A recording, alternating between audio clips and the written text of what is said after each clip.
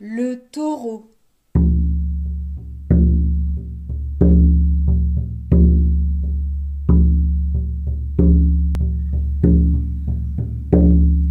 Sous son allure mastoc et sa puissance sauvage, le taureau recèle en lui quelques trésors pour reconnecter l'homme à sa pleine puissance en osant rencontrer sa propre déchéance.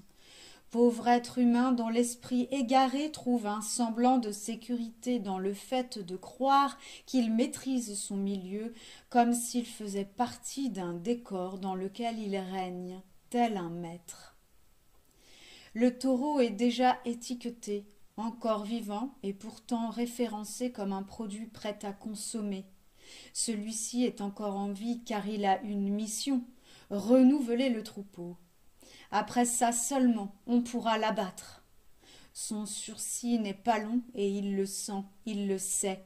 Il s'est incarné dans ce corps, conscient qu'il donnera sa vie pour l'homme, avec le secret espoir que peut-être un jour les siens, à force de sacrifices, participeront au réveil de l'humanité.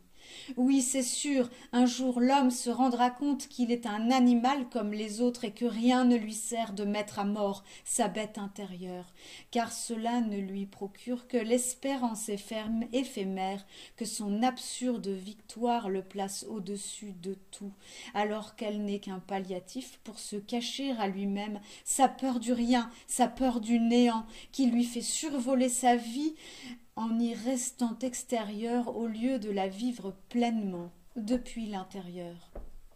Ô homme, puisses-tu bientôt prendre pour exemple le taureau, qui sait se rendre avec panache et devenir un héros, jouissant de chaque seconde et ne sachant qu'être. C'est là sa plus grande force. Et, plongeant dans sa peur du vide lorsqu'il marche vers sa mort, il se relie au grand tout dont il fait partie, confiant que sa fin participe au changement de l'humanité.